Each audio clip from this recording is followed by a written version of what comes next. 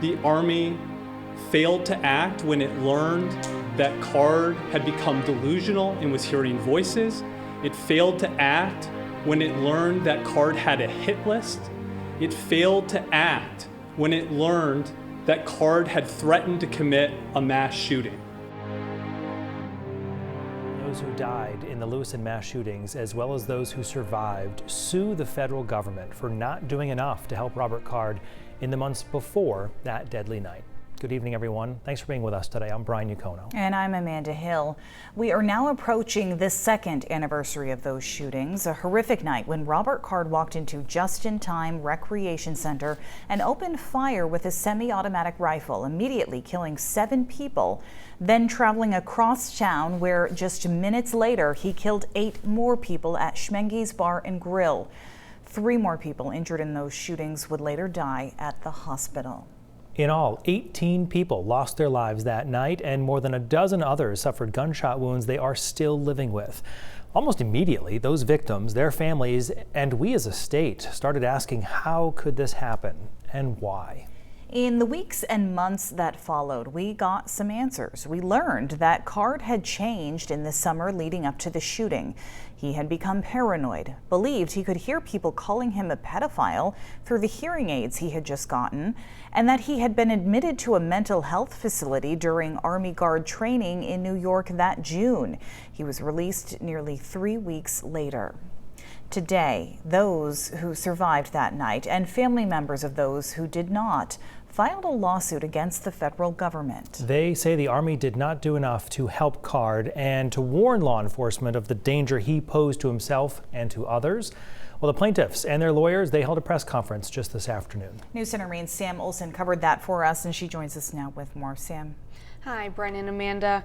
100 survivors and victims' family members are named in this lawsuit. It's 119 pages detailing their claim that the government was negligent when dealing with Card's mental decline during his time as an Army reservist. And they say they want accountability so no other families have to endure the pain they've gone through. This pain and this trauma never goes away. Steve Richards Kretlow and his wife Heather are 2 of 100 plaintiffs who want justice for the lives lost and the trauma they're living with every day. I have myself a scar on my left leg, and it is a daily reminder that I'm a survivor. We're not going to forget. It's now been more than 6 months since lawyers Ben Gideon and Travis Brennan formally notified the Army that they were moving forward with their lawsuit. We hoped that the Army might accept some semblance of accountability. But instead of getting the response from the Army they had hoped for, the families and their lawyers heard not a single thing, just silence.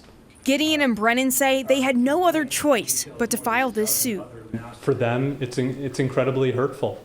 It just adds salt to the wound in terms of everything that they're dealing with to have no response. The suit says the Army, Department of Defense, and Keller Army Community Hospital ignored the warning signs that Robert Card was a threat to the public. 4 months earlier, the U.S. Army became aware that Robert Card was homicidal, that he had a hit list, and that he was targeting the cornhole group and the bowling leagues that he had frequented. The suit listing a number of claims that the Army violated its own policies and regulations by failing to take mandatory actions once it knew Card was a risk to the community. The U.S. Army allowed Sergeant Card to be discharged from a psychiatric facility on the condition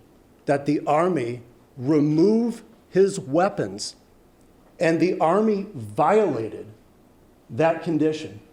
It says the Army assured Card's family, local law enforcement, and Card's medical providers that it would monitor him closely, get him a medical evaluation and treatment, and separate him from his firearms.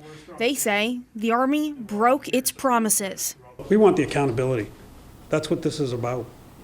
Holding those accountable for what happened that night. Ben Dyer was shot 5 times while playing cornhole at Schmenge's Bar and Grill.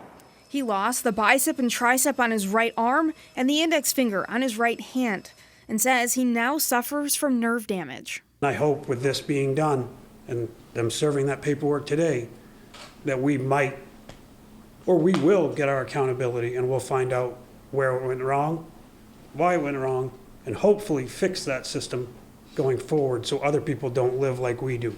Living a very different life than before October 25th, 2023. I'll never get my hand back.